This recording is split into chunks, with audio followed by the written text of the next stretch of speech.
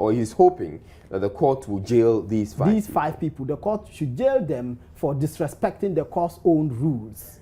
Now, it suggests to me that he probably wouldn't end at this, and may probably also come on to others who may be discussing, and passing commentary on these things. Because these people, Anas, yes, he has published, we know, Anas and the Crusading Guy would have published the transcripts.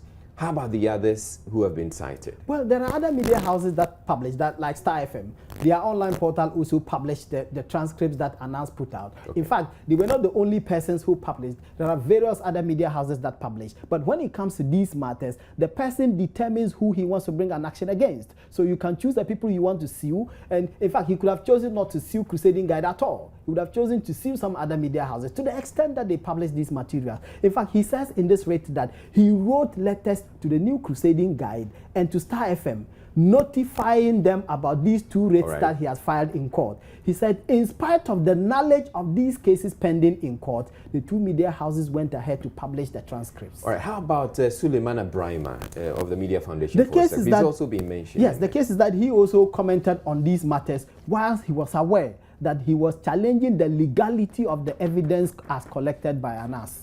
You have also commented on it, at one point. Are you worried that you may be getting a suit yourself? I am not, because if you listen to me carefully, I try not to make judgmental comments on these matters. You try to stay in the middle. Because of my own limited training in the law, I appreciate that when a person brings a matter to court, you are enjoined by law not to make conclusive statements on the matter. Right. You should not be heard analyzing the matter as to determine which side it should fall. Okay. I've been careful not to do that. Thank you very much, Malik Abbas Dabu, bringing us up to speed as to what's contained in that refiled by Justice Derry. Where in other news, or still related, the Chief Justice has temporarily suspended the probe into alleged corruption involving more than 30 judges at the country's courts. It follows a series of suits filed by the judges implicated in the scandal. The members of the bench, as well as some judicial staff, are said to have been caught on tape, allegedly receiving bribes, prompting the setting up of a committee to institute disciplinary proceedings against them. 14 magistrates and circuit court judges suspended in the wake of the scandal are currently in court challenging the legality of the proceedings. The suspension of the probe is contained in a statement signed by Judicial Secretary Justice Poku Champong. Now, one significant piece of information contained in the statement, however, is the fact that some of the persons cited in the scandal are not staff of the judicial service, as had been earlier suggested in the petition sent to the Chief Justice. Kwachi Afreniama was at the court all day and is here now with details about who these people actually are. Good evening to you, Afre. First, explain to us what transpired at the court today regarding, the probe, which has since been suspended.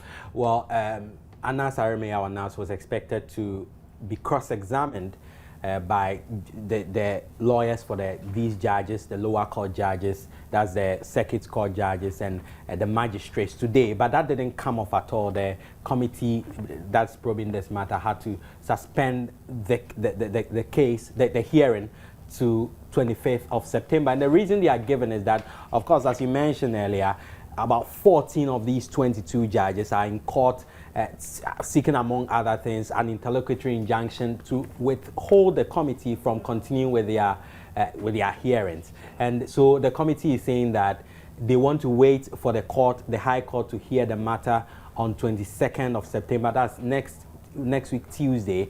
Then on Friday, that's next Friday, 25th, after the court has taken a decision whether or not to place an injunction on it, they will know the way for it. But of course, Anas himself was at the Supreme Court today. At this time, I must say, Israel, and a heavier security presence. As you can see, some of the police officials there wielding AK-47s, and it was difficult getting close to him because of the sensitive nature of this investigation. Right. One of the things that my attention has been drawn to, or somebody asked a question, that we see this gentleman getting into the vehicle with a disguise. and we're thinking or suggesting that that is a NAS. But somebody asked, what if that's not a NAS? And that's probably a decoy. In fact, that's one pretty interesting debate that we, the media men, engage in at the court premises today. And I tell you what, Israel, when Anas was at the court the last time, and then we've seen him on many occasions, the person who was at the Supreme Court today looked quite different, even with the mask. The shape of the head and all that, the stature was different. So, and it generated a bit of discussion. It was some were for example, saying that, well, he could have been clothed in a police attire, so that if due to the nature of the information, someone wanted to harm him, the person would target the wrong person and all that. Well, at this point, it's certainly difficult to tell really whether that was Anas or not. Only people can only speculate. All right. So there's a statement apparently to the effect that the proceedings have been suspended until, like you said, Friday. How are lawyers, or how is a lawyer for the magistrates and circuit court judges reacting to that? Because initially, the Judicial Council had said that they were going to ignore whatever petitions and injunctions had been brought against them. And he was quite disappointed at the time. Yes, and in fact, one other point that the committee made was that they were going to proceed with the hearings even if these judges fail to appear before them. But just before I come to that pretty interesting point here that the Judicial Council in this statement released earlier today say that with all these court cases that have been brought against the Chief Justice and all that, they've put together a justice of the Court of Appeal has been asked to set over all those cases. Now, after those cases have been heard in the High Court, if any of the plaintiffs, that the judges are unhappy with the decision, there will be an opportunity to appeal. But Mr. Charles Bentum, in fact, he's a lawyer for 14 of the inferior court judges. He says that he's happy with the latest decision by the committee to suspend sittings until 25th of September. We're informed by the panel hearing this inquiry that they have had notice of the injunction that we filed, which is scheduled to be heard on the 22nd of September, that is next week, Tuesday. It is their view that by reason of the pendency of that application for injunction, they have to halt whatever they were doing and allow that process to be gone into, that is the hearing of the application, and the outcome determined one way or the other before they proceed. So they have adjourned this hearing to 25th of September 2015. What does this mean to you? You were all along pushing that this sitting should not come off in the first place. What does the committee's decision mean to you? Well, for us, the larger picture is that that committee should not sit, and because we have issues with its empaneling or composition. But for now, we are looking at the application for injunction, and we are happy that the panel have decided that they will allow that application to be heard and determined one way or the other. So we think that it is in the right direction that they've taken that decision. Mm-hmm. And your clients, they were in court today? Yes, they were, yes. How do they feel about this? Well, they feel it's delaying the entire process? No, they don't feel it's delaying the process. They are happy that the due process of the law is being followed by both parties in this matter. That we are asking that we are expecting that the application for injunction will be taken, and that they will not, sidestep the application and proceed with the hearing today. And today they come and hear that, they are not going to continue today. They want to wait and let the injunction be heard. I think they are okay with that. All right, so that is the lawyer for 14 of the 22 magistrates and circuit court judges who have been implicated in the judicial corruption expose. Kwachi Afrionyama is still here with me. Now, we're also being told, as per the statement, that apparently some of the persons implicated in the judicial corruption expose who we thought were judicial service staff apparently are not. Indeed, and since the story broke, the talk and discussion has all been about over 100 judicial service staff including judges who are involved in this. But well, this statement coming from the Judicial Secretary, signed by him, in fact, says that 15 people in the list submitted to the Judicial Service by Tiger IPI are not staff of the Judicial Service. The Tiger IPI report indicates that they are indeed staff of the Police Service, the Prison Service, and the Attorney General's Department. And it goes on to say that their names and photographs are being forwarded to the relevant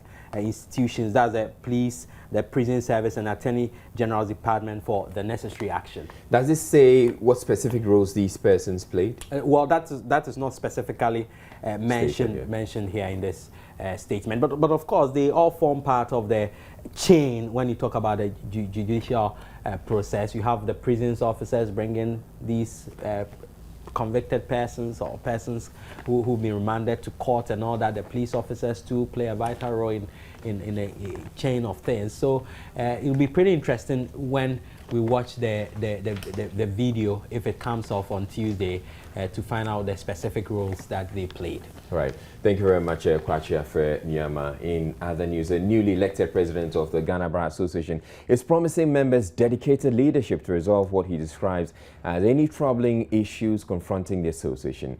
Benson Nuchukwi polled 496 out of a total of 818 votes to beat two other contenders in an election that climaxed the Bar Conference in Kumasi, overshadowed by the judicial corruption scandal. Felix Intrakwa garnered 313 votes, with Bennett Wilson Tamaklo managing 7 ballots. In a victory speech, a delighted Benson Nuchukwi assured members he will strengthen the association. I wish to thank my colleague candidates for the spirited campaign which we all conducted. I bet it generated a lot of interest in matters affecting the nation. I'm extremely grateful to them. I wish to assure every member of the association that all issues raised and discussed in this campaign will receive my full attention. Once again, I thank you very much and wish all of us traveling mercies. God bless GBA. God bless us all. You're watching Joy News Prime. We're taking a break. We'll come back. We have more stories for you. Don't go away.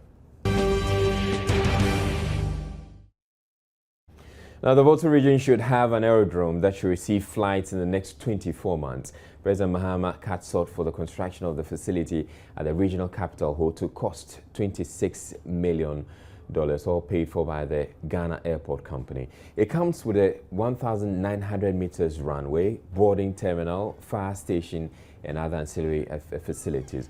Correspondent Ivy Setoji was at the sword cutting for Joy News, and she joins us on the telephone line now. Good evening to you, Ivy. Hello, Ivy. Hello, Israel. I can hear you. Good evening. All right. Now, it cost $24 million to rehabilitate the Kumasi airport and install lights so planes could land at night. So at $26 million, I'm wondering what the aerodrome at Ho will offer. Well, according to the president, on completion, the airport take up to its ATR-72 aircraft, which will allow direct domestic flights to other airports in the country, and also serves as emergency landing points whenever the need arises. And then some facilities, a runway with dimension of 1,900 meters long and 30 meters wide, air traffic control tower, passenger terminal building capable of handling up to 150,000 passengers a year.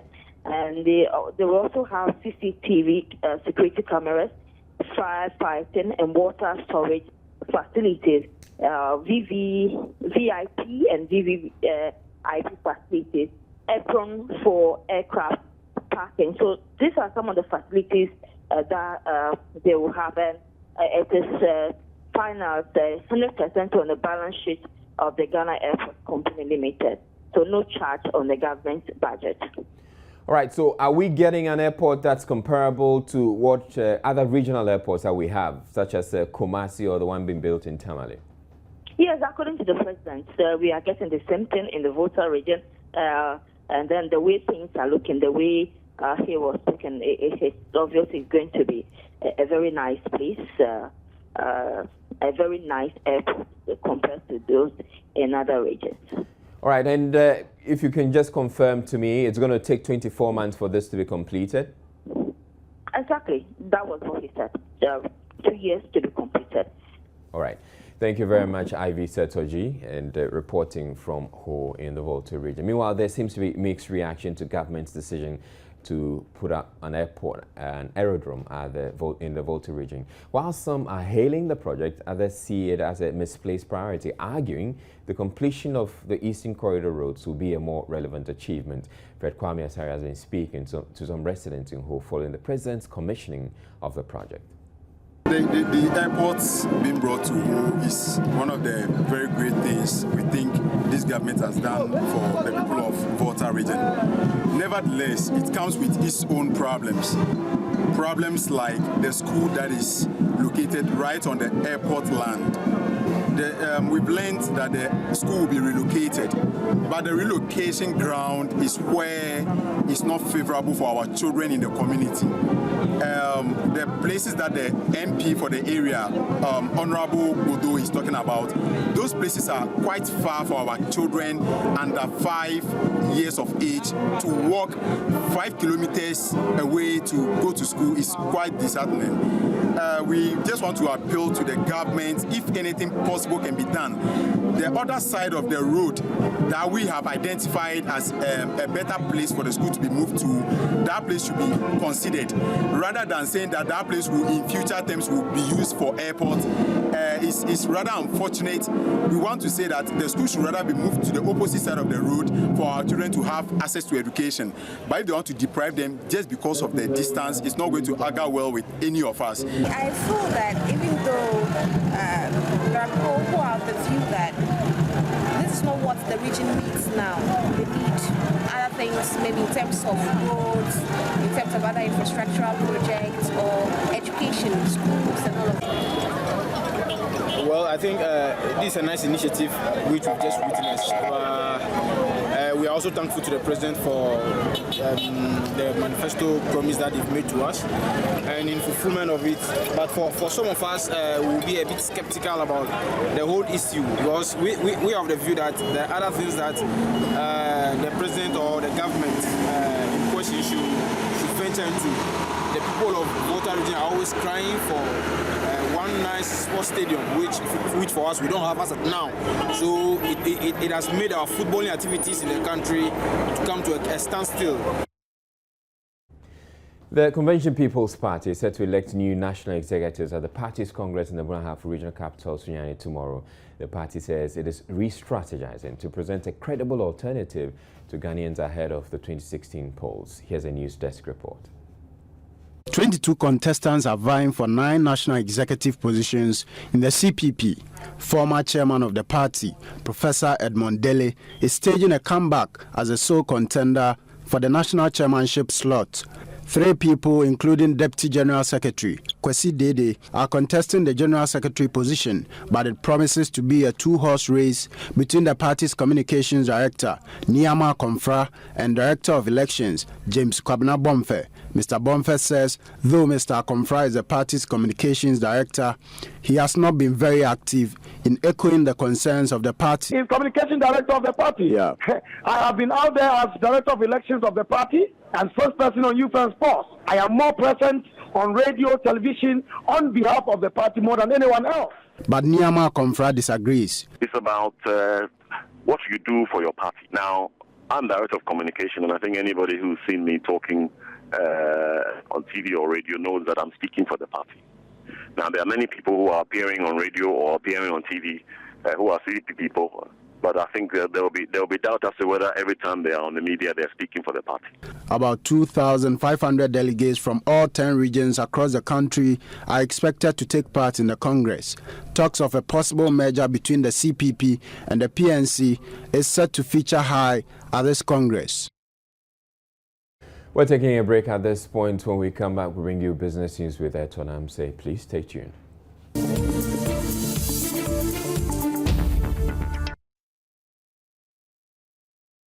So as promised before the break, Etonam Say is here with the business news. Good evening to you, Etonam. Good evening, Israel. So apparently the ECG has been going out, clamping down on defaulters shutting down or threatening to shut down tertiary institutions and the rest. And apparently it's earned them some good bucks. Yeah. About 2 million cedis in just good. 1 month. That's a lot of money. It means other defaulters should. So if you're illegally connected, ECG is coming after you. Oh well, not me. But there's another story. The disturbances in Burkina Faso is affecting trade. Okay. But let's start with ECG. All right, now the electricity company of Ghana has recovered over 2 million cedis in just 1 month. This was after it embarked on a nationwide exercise to check illegal connections. The exercise, which started last month, forms part of efforts to make the institution financially viable and also to assure investors in the sector that their capital will not go to waste. Speaking on steps being taken to make the ECG more efficient, Acting Managing Director Robert Dramina said the company is determined to recover every cedi invested in the operations.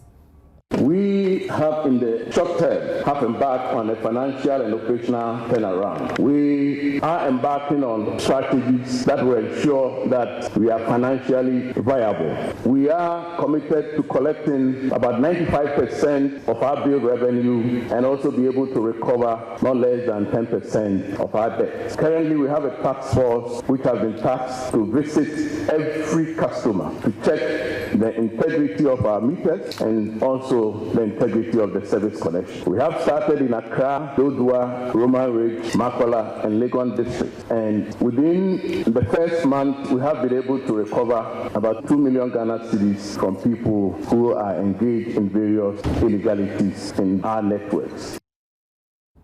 Robert Dramina was speaking at the Power Africa Summit, which is being put together by the Power Ministry in partnership with the Ministry of Finance.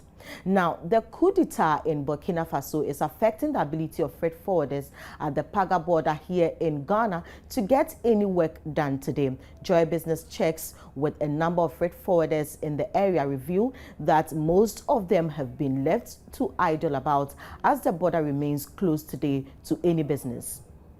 The transit cars are all parked here. The vehicles are all parked. They only allow the perishable goods to go through. You can see the place is very, very quiet, and any place you go, you can see people sitting down under the tree talking about the same issue and here and there. Today we are not working. We are just sitting under the trees, and there's no vehicles moving up and down. So it has made work very slow. We feel very bad because as we are sitting, we want to work, and there's no work. When they open the border, that we get the documents to process, then we get our money from there. But right now that they've closed the borders, there's no work for us to do. Which means there will not be any money for us. We don't know what to do right now. We just sitting just like that. More cars is on the road coming too. Ghana border 2 is closed right now. The customs are not working at this moment because the French has closed their border. So Ghana customs are not working right now. The agency has just sitting idle, doing nothing. It's very bad. If they would be able to, do something about it in Burkina Faso. Making us idle, not doing anything, or sitting, the time you have used to work, you are sitting doing nothing. It's really not the best. The Bank of Ghana in July issued a new guideline for mobile money transactions as part of initiatives to boost mobile money transfer. Prominent among the new regulations is the fact that mobile operators have now been mandated to own and manage electronic money business using retail outlets and agents. There are suggestions the move may be a threat to the operations of universal banks, but to what extent, Joy Business finds out in the following report. The new guidelines for mobile money transactions form part of initiatives by the central bank to boost mobile money transfer. Telecom companies have in general welcomed the new guidelines. It makes our operations lighter and faster. Financial inclusion is one of the main reasons why mobile money is being driven to a large extent in this country, and therefore recognizing telecommunications as the e-money issuer helps us to drive that agenda even faster and quicker. We will be ready before the end of the year. I think the first thing for our subscribers to note is that this service is still regulated by the Bank of Ghana, strictly, tightly, and we've been working with the Bank of Ghana, as I said earlier, way before these guidelines were announced, and therefore we are ready. And they will still be enjoying the reliable Tigo Cash service that they have become used to. It's very good. We think that it will liberalize the industry. It will give opportunity to other players to also come in and make the industry very competitive. And I'm sure the customer is going to benefit more from this decision. But for us, it gives us the flexibility now to be able to go out there and continue to invest and drive the service even more than we have done in the past. So now gives us MTN the flexibility to have a subsidiary that is able to on its own drive the mobile money agenda. There are, however, suggestions banks may be reluctant to support this new mobile money regime because of its negative implications for mobile banking and therefore their profits. But the Chief Financial Officer of Vodafone Ghana, Kenneth Gomado, explains experiences from other countries suggest otherwise. Wherever mobile money has been introduced, banks have actually grown as a result of a lot more people now being financially included and now beginning to transact. There is nowhere that mobile money has been introduced where banks have shrunk. The more people you have transacting, the more likely that you, the bank, will also grow. We need the banks to equally invest in their infrastructure to support what we will be doing with the trade and marketing activities out there. That's the only way it's worked in all other places where it's been successful. Interestingly, some banks appear to agree and are backing the new regime. But the telcos don't keep money. The money will still be kept at the bank. So there is no losers at all. We are all doing it together, and the ultimate winner is the customer. We see the telcos as our partners. We're working together already, and we're going to continue to work together, really. I mean, the market is big enough. We believe the bank will leverage on the infrastructure of the telcos to help get everybody into the banking stream. So if these views are anything to go by, then the new mobile money regulations could be described as timely for the country's agenda towards a cash-light economy where most financial transactions are done electronically rather than with physical cash. Now, Director of Corporate Affairs at Finatrade, John Ewuni, has downplayed fears the cedi could further depreciate should government resort to importation of food grains to meet local demand. The leading distributor of agri-commodities and consumer products has indicated that importing food grains would be the immediate solution to a potential food crisis as a result of low crop yields. Mr. Ewuni says government has to effect a trade balance to offset any impact on the cedi. We are not just importing, we are also exporting. And so for me, to say imports is like evil, then there's no country that is righteous. And we need to import what we don't have and export what we have to be able to balance it. And that is the major thing. The blame we keep on putting on the Ghanaian cedi that the cedi is depreciating because we are importing. I tend to disagree.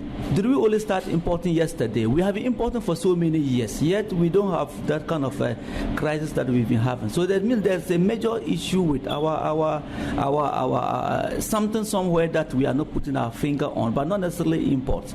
If that is the case, no currency in the country will be stable. More economists are questioning claims by government that the economy is stabilizing. The latest is a senior economist at the University of Ghana, Dr. Barima Osei Asare. This was after another renowned economist, Dr. Joabi, raised similar concerns. Finance Minister Seth Terkper and Governor of the Bank of Ghana have all recently indicated that the much talked about economic stability is being realized. Their views are based on improved fiscal numbers for half of the year, but Dr. Osei Asare says he finds government's position interesting when all the critical economic indicators like inflation, exchange rates, and economic growth do not support government's claim. We said in account that we have to begin to see some improvement in the key macroeconomic indicators. It doesn't have to worsen because we have set targets for the year and we are almost getting to the end of the third quarter of the year. And so, for example, we have pegged inflation at 13%. And as of now, inflation is still about 17.3%. Even when oil prices have reduced so low, yet the economy is not being impacted positively by what is happening. There should be that kind of sweet pass-through effect to the economy. What happens if these oil prices, the crude oil price, begin to rise? It means that there's no way we'll be able to achieve our inflation target. Interest rates still remain very rigid upward. It doesn't seem to be coming down. The exchange rate is still high to $1, and all of that raises critical questions whether indeed the economy is stabilizing. But I will say that, well, it doesn't look like, but let's wait and see. Get interactive with us on Facebook, facebook.com/joybusiness. We are on Twitter at JoyBizToday, and also on myjoyonline.com/business. That's how we wrap up with business. My name is Eton Amsi. This more news with Israelite. Please stay.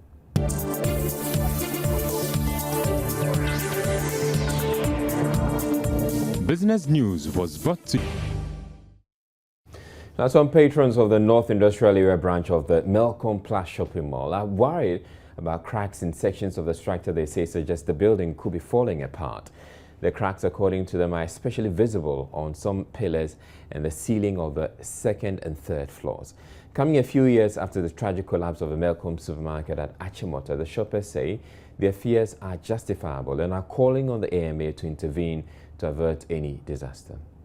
So I noticed that there were cracks in one of the pillars. I moved a bit closer and I realized that cracks were a bit serious. It appears that somebody tried to cover the cracks with some P&G covering. To deceive people, not to create any alarm. I went to the second floor. I realized that ground floor, the same thing. It was quite serious. So I quickly moved my family out. I got scared, man.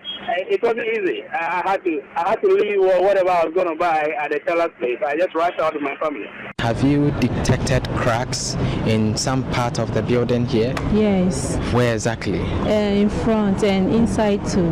Where exactly in the inside? At the second building. When you detected, did you tell the management there? No. Actually, I told my husband.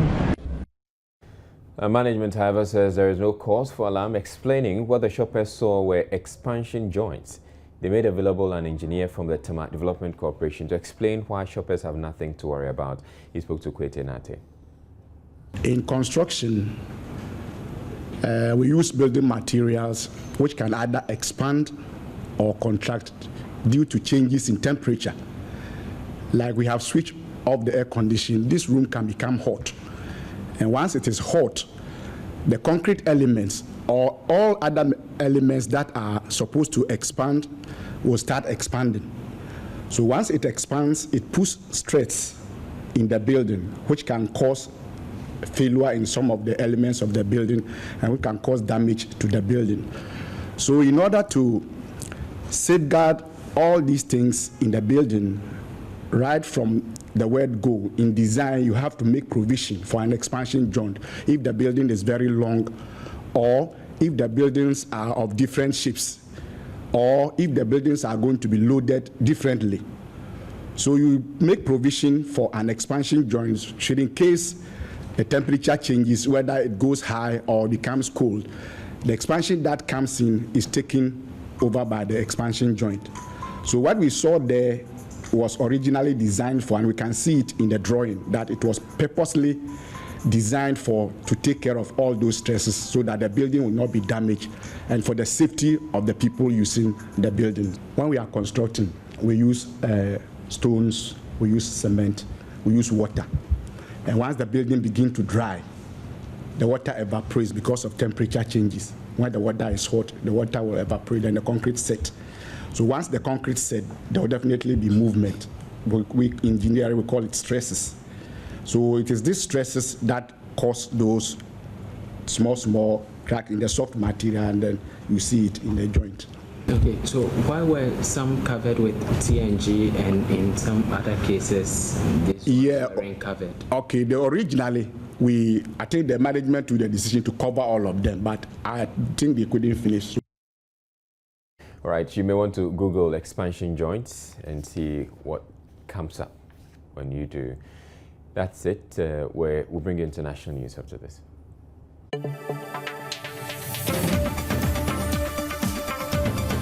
All All right, so it's time for the JNI teas, and Ifwakwa Harrison is here.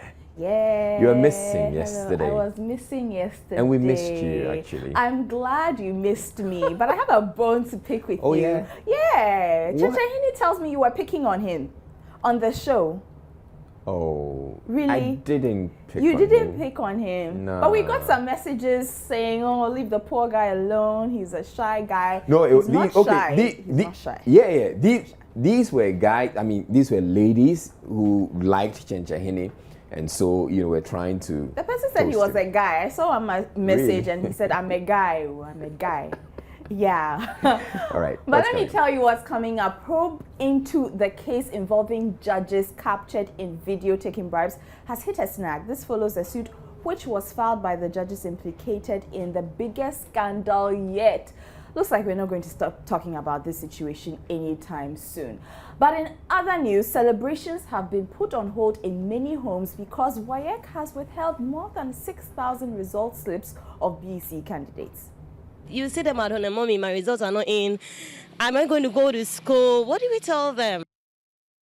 We'll be taking all your comments when I return in just over 30 minutes on the interactive segment on Joy News Prime. Don't forget to hashtag it, Joy News Prime, right, Israel? Exactly. Hashtag Joy News Prime. So we'll be back with an interactive segment. We'll also have sports. We have entertainment. Please don't go away. This is Joy News Prime. Welcome back to Joy News Prime and the stories we have been looking at so far. The Ghana Prison Service, the Ghana Police Prison Service and Attorney General's Department have been roped into the judicial corruption scandal after initial checks revealed 15 of those caught on tape do not work with the judicial service. The probe has since been suspended temporarily.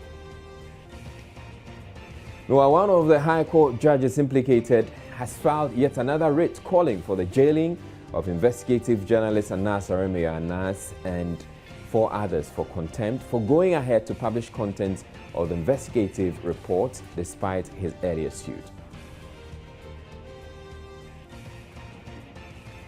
The Volta region will be having its own aerodrome in the next 24 months. It will cost $26 million.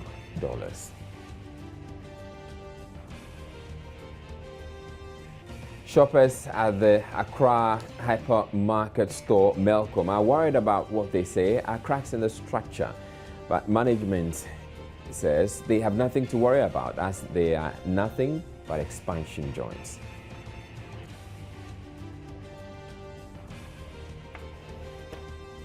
And now we move on to the other stories we have for the rest of the bulletin. How far would you go to improve your life?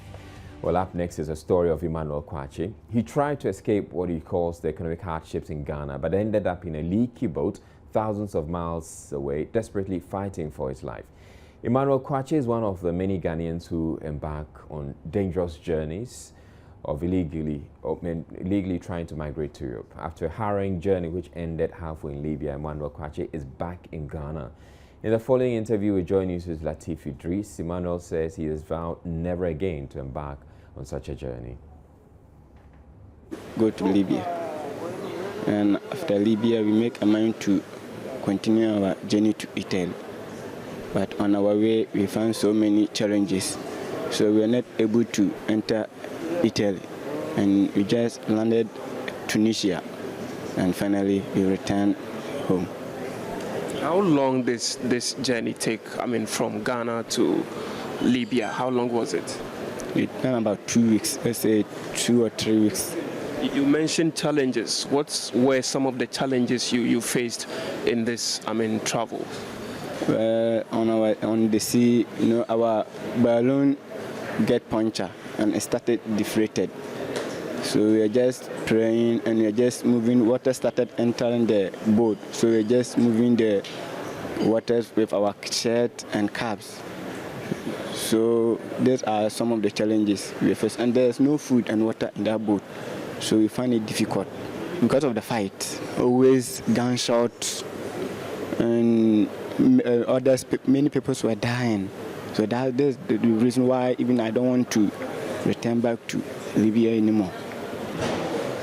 Before embarking on the journey, were you given the assurance that it was going to be a smooth journey? That's how come you bought into it? Yeah. They told us the journey is not so difficult and it's not scary. So we know that the journey is not dangerous. That's why we make a mind to take that decision. How long did it take you on the sea going to Italy? We spent 5 days. During these 5 days, what was running through your mind? Well, during that 5 days, I know I was there, so there's no mind, there's nothing to do, only thing to pray. That's all I had to just say, because where we reach, we know that even we will not come back again, because on the sea it was very, very terrible. Because of that, and the time we landed Tunis, I was very happy that I was not dead and I'm still alive. Did you know about the problems in Libya before, getting there in the first place? Yeah, I know. You knew there was fighting, there was conflict in there. Why then did you decide to go there? Because of life.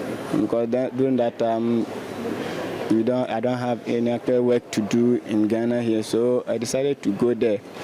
And I know that during that time, the problem was not so high like that. It's not too difficult like that. That's why I made that decision. Now, sitting here today, do you regret taking the decision? Yeah, I would say yeah. If you have the opportunity to start all over, would you still take the decision if you are faced with the same problems right now, no jobs, nothing? Would you still embark on that journey? No, I will not embark on that journey again. Why wouldn't you? Because now I've experienced that what I'm going to do over there, if I try here, I can gain, I can prosper with it. We have Ghanaians also making the same attempts you made. What would you say to people in Ghana because if you go to your area, the Borno Ahafo and the central region, we still have people who are nursing the ambition of traveling to Europe. What word of advice would you give to such individuals? Well, I can't tell them to stop, because if you tell them to stop, they will tell you if you travel, everyone have a luck. But if they could listen to me, I would say they should not try such a thing. And even though if they will go, they should find a right way. The president of Imani Center for Policy and Education, Franklin Kujo, has attributed the current challenges in the economy to financial indiscipline accumulated by the current and successive government. He said Ghana could have avoided going to the IMF for a bailout if stringent measures had been taken to reduce expenditure. Speaking at a forum dubbed Thinkers Dialogue Series, Mr. Kujo noted that although the bailout from the IMF will inure to the benefit of the country by way of ensuring fiscal discipline, the challenges that it will bring along cannot be overlooked. Where the developmental state is active, it is the power of politics that determines what should happen. We have been arguing in this country for a moratorium on the loans that we contract. But the government comes back and says we are setting up an infrastructure fund. Now, if a government that has been wasteful, and not just this government, other governments have been, just that this one has been more wasteful, sets up a fund which will be managed by politicians, you can as well understand what that would mean. I was a bit surprised that while all this was going on, we actually had a law. We had a law which stated that the Bank of Ghana should not give money to the government more than 10% of the previous year's revenues. Ask ourselves if that is happening right now. I think that the problem with us has always been the internal indiscipline. And I'm not, again, suggesting that we shouldn't have a marriage of the two. Monetary policy and fiscal discipline are the other of the world. You play with them, it's like petrol. It will catch up with you. It's like fire. It will consume you. It will interest you to know that even when we had gone into an IMF program, we were still being wasteful. The debate focused on tracking Ghana's relationship with the IMF, with the thinkers outlining their visions for this relationship in the future. Lecturer at Ashesi University, Dr. Lloyd Amwan, who was also part of the panel, emphasized the need for checks and proper scrutiny for the IMF conditions which he describes as causing a drain on the economy. There's a particularly worrying tendency that I find in the national discourse when it comes to the IMF. Of course, you are right that there are internal questions that we have to deal with as a republic, as a people. But we seem to be giving the IMF an easy pass. Okay. To the extent that it is an entity that prescribes policy, right? It ought to be held accountable. Right? The logic of democracy, right? That they champion, and that has become more or less what Larry Diamond calls the only game in town, right? The logic dictates that to the extent that you have an impact on the lives of others, right? You ought to be held accountable. So what has been happening is that the IMF is essentially, insulated from taking responsibility for some of the mistakes that it causes. A youth group in the Sicily East and West districts of the Upper West region called Sicily Youth Forum have given the government till the middle of next year to fix all roads, all major roads linking the district to the rest of the region. Speaking at a news conference at Tumu, president of the forum, Luriwe Mohammed Kantong, said government has neglected roads infrastructure in that region. One of the major challenges faced by residents of the Sisala East and West districts in the Upper West region is the lack of good and accessible roads to and from their communities. Residents in these twin districts go through arduous times and even sometimes have sleepless nights whenever they are to travel in or out of their communities. Passengers on a daily basis get stranded in the middle of their journeys, forcing them to abandon their buses due to the bumpy and deplorable nature of the roads. There's been a number of motor accidents and loss of lives on this stretch. Also, passengers are sometimes attacked by suspected armed robbers and have their goods and personal effects seized. Worried about the bumpy and deplorable routes in the Sisala East and West districts, members of the Sisala Youth Forum, led by their president, Luriwe Mohammed Kantong, painted a mental picture about the state of the roads in the twin districts that is a major hindrance to the economic survival. Our feeder roads linking the two Sisala districts, capitals, equally suffer same fate. They are in complete disrepair. Culverts washed off and bridges broken down. The Nablo Tumu feeder road, Nabubale Tumu and JFC Golu feeder roads are currently virtually impassable. The Sisala Youth Forum stated governments over the years have taken their patience for granted and warned they will make the government uncomfortable if they fail to fix all major roads in the districts by the middle of 2016. We wish to make this unequivocally clear that by the middle of 2016, should the roads from Tumu Golu, Tumu Hanwa, Tumu Walambele are not linked by third roads, we will advise ourselves on the next point of action. Meanwhile, Upper West Regional Minister Amin Amidu Suleimana has rebutted claims by the Sisala Youth Forum and added the aforementioned roads have already been awarded on contracts. We are working as much as possible to make sure we fix the roads. Before I left the ministry, you will see that we awarded a road from Bano to Tumu. So that road technically is on contract from Bano to Tumu. It's all on contract. The contractors are on site, but there are sometimes challenges which I don't feel shy to say about funding, so they are unable to work fast. So you have the delays there. We have the road from Wa coming towards Hen. It's on contract, and everyone knows the contractor is a competent contractor over there, but the challenges of funding sometimes delays the work. We have right now JVC Golu is 25 kilometers. It's on contract for tarring, and you have seen the contractor has done the drainage work and everything. They are going to tar the road. We're taking a break one more time. When we come back, we'll bring you entertainment. Right, Showtime, you're welcome to entertainment, and apparently it's been quite an exciting day for entertainment reporters. Sure. Here in Ghana, and you have all the hot, juicy details coming up. Yes. Okay. Because I cannot be wrong. You know the song, Am I Wrong? You know, Nico and Vince. You know, try and sing that a bit. Oh, easy. Am I wrong? We have a good voice, actually. You should be thinking about singing. Oh. You could have done some. Maybe when you decide to do a reality show, I'll come sing and then I'll win the prize and then I become a star, you know. Am I wrong? Yeah. Okay, I love that song.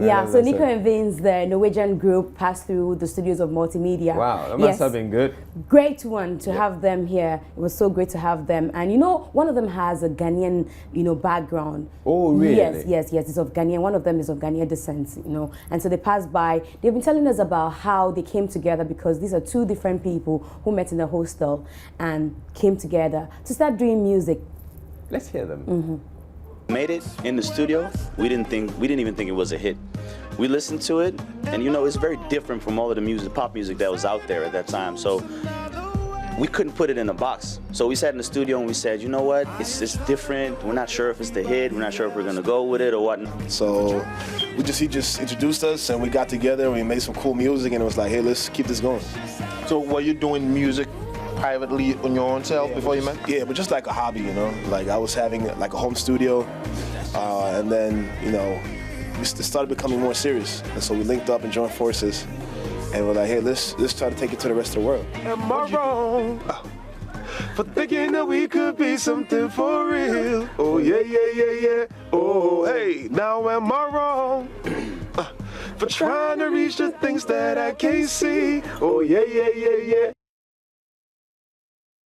Right, so which of them is Ghanaian? The dark one is Ghanaian. So Vince. Yes, Ghanaian. Vince has a Ghanaian background. Exactly. All right. Exactly. And what brought them to? Actually, I hear they were going to Togo. Cote d'Ivoire rather. So they passed through Ghana. Yeah, I'm sure probably it feels like, okay, if we're going to Cote d'Ivoire and my home country is Ghana, of course, let me make a quick stop. Of course. And okay, the other one has a Ivorian background as well. So we are visiting our homeland, sort of. Yep. Yes. But the CEO of the Volta Region Movement, Ghana, and rapper Edem has been accused of music theft by singer Eduoji. Eduoji, who recorded the song Yen Konkwa with Stage A, says the song Nyejilo, which was first released by Edem, is his.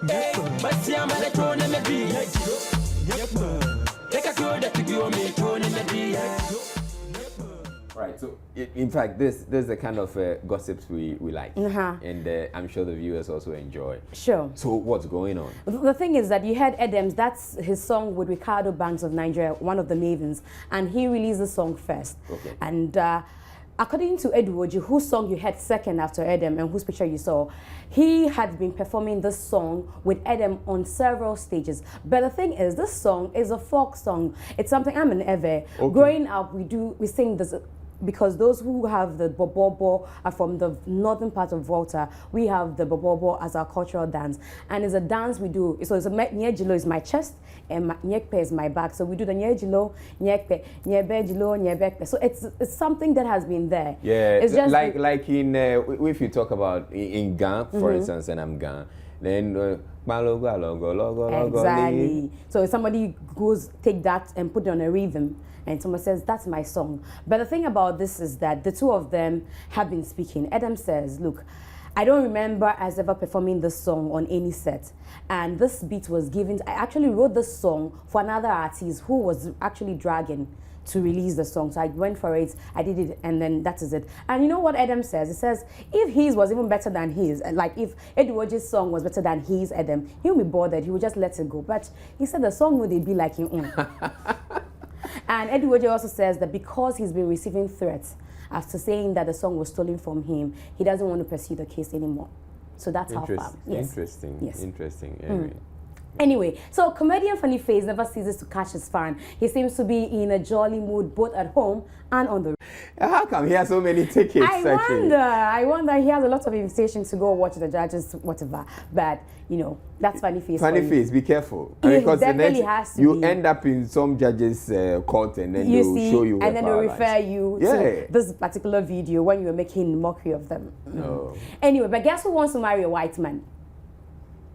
It's a Ghanaian celebrity. Yeah, it's a Ghanaian actress. Music. No, actress. Actress? Yes. Yvonne Nelson? No. Okay, I'll try. Juliet Ibrahim. Yes. Juliet wants to marry a white man. Why not a black man? You know, she's been married before. Juliet has been married before, and you know, it didn't go well. Is she saying that black men are not good She husbands? says that the thing about blacks is that when they marry you, it's like the whole family marries you, so everybody tries to interfere in the marriage, and so they begin to tell you what to do. Is she saying that's what happened in the first marriage? Well, it looks like that's what happened in the first marriage, because she said several times that her marriage with Safo Kantanka's son, Kojo Kantanka, was not stable because the family had a role every time. Does she get the specs of the white man she wants? No, but you're not white, so why are you interested in the specs? No, I'm not interested because you could end up with some really crappy white men. No. Except he's got enough dough to take care of her and his son. Maybe she would. Okay, so she has to, set out the criteria. I'll let her know and then I'll bring you the criteria. But there's one actress as well who has been causing the stir in town. She has an hourglass shape. And she says that, look, forget marriage. I'm interested in having kids. Oops. Guess who? I won't try. Princess Shingles. Have you heard that name before? No. I'm sure when you see the shape, you will know who she is. That's Princess Shingles, and she's a movie actress, and she wows everybody with this shape. Seriously? Everybody wants to see who Princess Shingles is. Seriously? Yes, she I think this is like fake. It's not fake. Oh, you see? How do you know? No, you just saw her hips. You saw her body. Yes, but how do you know she's not wearing pads? Oh no, she isn't. Huh? Anyway, how do you also know she's wearing anything? Because people wear pads. No, but and I think this looks quite outrageous, actually. It does. But so it is fair for me to want to assume that they're pads. No, you can't do that. You know that for a fact? I do know that for a fact. Especially this photo. Oh. Maybe because she's sitting. But look at this one. Well. Yeah, that's Princess Shingles for you. If you say so. But today, so much love has been pouring in for Two-Face Idibia, who is 45 today. 45 means he turns 40 today. Oh, yeah. First, he was justified because he comes from Jos, and today he's 45. Too much love all over social media from Nigerian celebrators and Ghanaian celebrators as well. His wife got him a cake, and you need to see that. Oh. I want to see a happy face. I want to see a smile. And then this is he being 45, as in he turns 40 today. And his wife, and him. That's the picture she posted on her Instagram today. And that's the cake.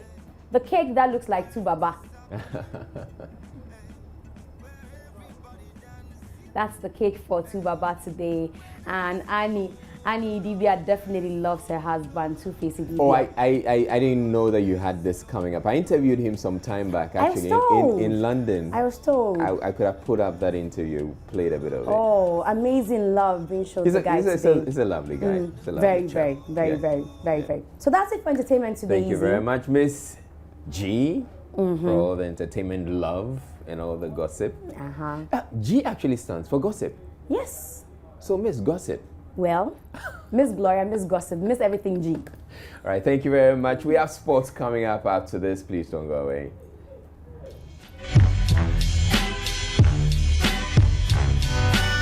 Entertainment news was brought to you by